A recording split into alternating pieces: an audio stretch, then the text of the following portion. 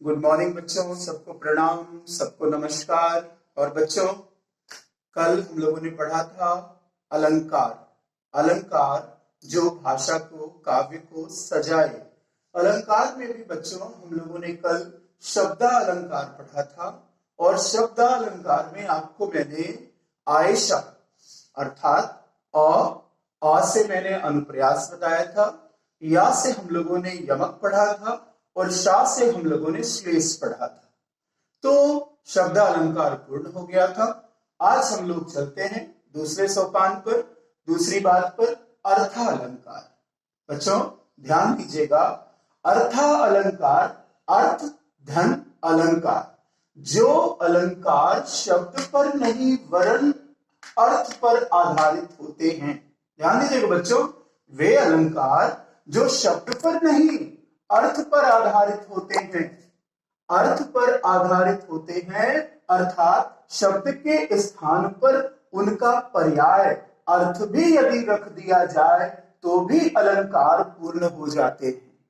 बच्चों वे अलंकार जो शब्द नहीं अर्थ पर आधारित होते हैं, शब्द के स्थान पर उनका अर्थ रख दिया जाए तो वह पूरा अर्थ देते हैं, ऐसे अलंकार को हम अर्थालंकार कहते हैं।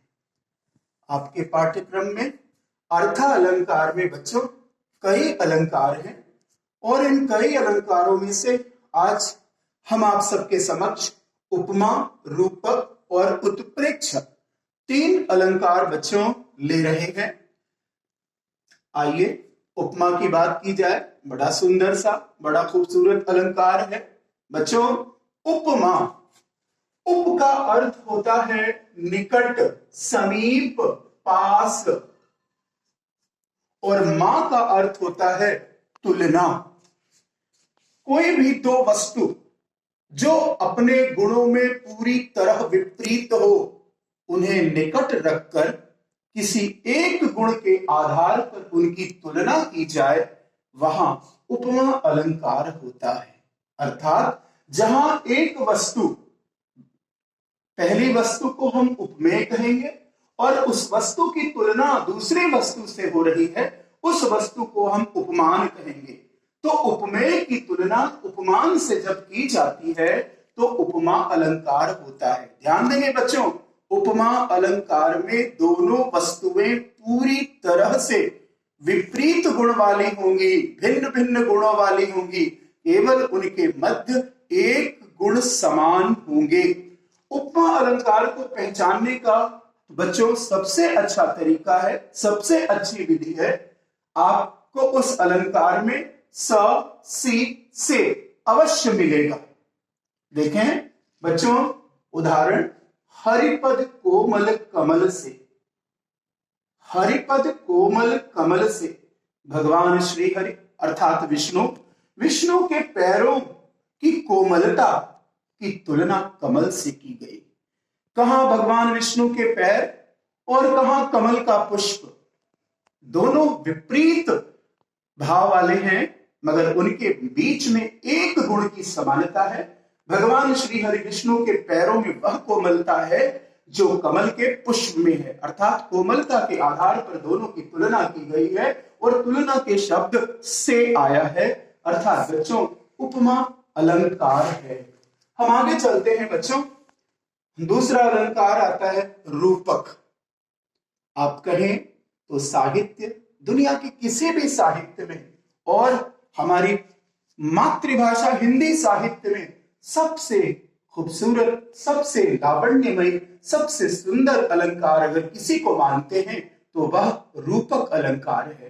प्रश्न होगा क्यों? जी, जहां उपमेय अर्थात प्रथम वस्तु तथा उपमान अर्थात दूसरी वस्तु, वह जिसकी तुलना की जा रही है, वह जिससे तुलना की जा रही है, में पूर्ण समानता हो, इतनी समानता हो कि हम उनके मध्य भेद ना कर पाए, हम उनको डिफरेंशिएट ना कर पाए, हम उन्हें अलग ना कर पाए। बच्चों रूपक का शाब्दिक अर्थ होता है एक होना, एकता, इंटेग्रिटी। अर्थात जहां पर पहली वस्तु जिसकी तुलना की जा रही है, दूसरी वस्तु जिससे तुलना की जा रही है, दोनों में इतनी समानता हो कि हम उनके बीच का अंतर ही ना कर पाए, अर्थात उनके बीच में इतना साम्य हो, पूर्ण साम्य हो, ऐसे अलंकार को रूपक अलंकार कहते हैं। साहित्य का सर्वोत्कृष्ट सबसे सुंदर अलंकार यही है बच्चों। उदाहरण में, अंबर पनघट में डुबो रही तारा घट उषा गागरी, कितना खूबसूरत है। यहां पर बच्चों आप देखें, अंबर पनघट, तारा घट, उषा गागरी। अंबर, अंबर एक पनघट सा है। अंबर और पनघट की ऐसी तुलना है जो अभेद्य तुलना है, जो पूर्णता साम्य वाली तुलना है। तारा, तारे को घट माना गया है, घड़ा माना गया है, एक पूर्ण साम्य वाली तुलना। उषा गागरी, और प्रातः काल उषा को एक गगरी माना गया है, अर्थात पूर्ण साम्य। तीनों शब्दों में आप देखें सुंदर अभिनव रूपक अलंकार का प्रयोग दृष्टि में है, अर्थात जहां पहली वस्तु से दूसरी वस्तु जिसकी तुलना की जा रही है, उपमा उपमान, इनमें इतना साम्य हो कि हम एक दूसरे को अलग ही ना कर पाए। अंबर को पनघट से, तारा को घट से, उषा को गागरी से हम अलग नहीं कर सकते, इनके बीच में अभेद्य साम्य है। बच्चों अब आगे चलते हैं। उत्प्रेक्षा, उत्प्रेक्षा का शाब्दिक अर्थ होता है कल्पना, इमेजिनेशन। बच्चों जहां उपमेय में उपमान की कल्पना व्यक्त की जाती है, जहां पहली वस्तु जिसकी तुलना हो रही है, जहां दूसरी वस्तु जिससे तुलना हो रही है। पहली वस्तु जिसकी तुलना हो रही है वो है उपमेय, दूसरी वस्तु जिससे तुलना हो रही है उपमान।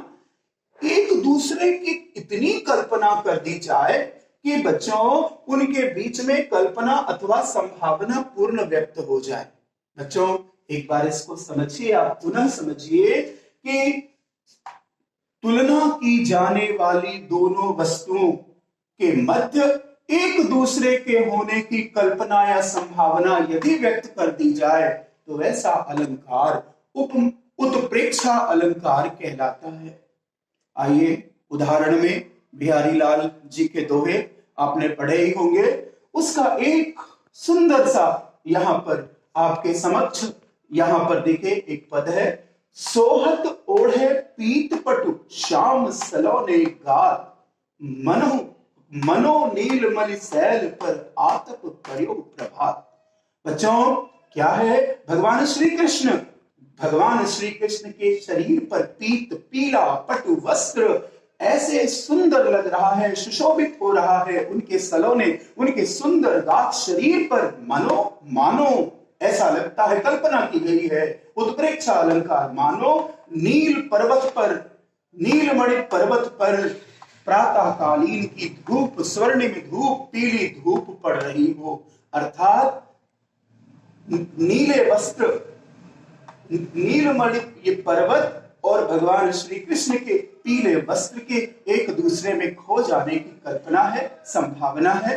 और बच्चों उत्प्रेक्षा अलंकार को पहचानने का सबसे आसान तरीका है मनु, मनहु, मानो, जनु, जानो। ऐसे अगर शब्द आए तो आप निश्चित मानिए उत्प्रेक्षा अलंकार है। बच्चों इसके बाद अर्थालंकार में आपके पाठ्यक्रम के अनुसार संदेह और भ्रांतिमान दो अलंकार शेष रहते हैं। संदेह और भ्रांतिमान अलंकार क्योंकि इतने ज्यादा एक दूसरे के निकट हैं, इनमें इन दोनों में शंका होती है, भ्रम होता है, कंफ्यूजन होता है, और इनको थोड़ा विस्तृत रूप से हम लोग कल पढ़ते हैं। बच्चों आप लोगों से फिर मैं एक गुजारिश करता हूं, आप ये समझे इसको गृह कार्य के रूप में इन पर और उदाहरणों की तैयारी करें और अच्छी तैयारी करें। मन में कोई शंका भ्रम प्रश्न हो उसे अवश्य पूछें। तो बच्चों कल मिलते हैं संदेह भ्रांतिमान अर्थालंकार के शेष भाग के साथ। आप सब जहां हैं खुश रहे, शाद रहे, आबाद रहे। नमस्कार।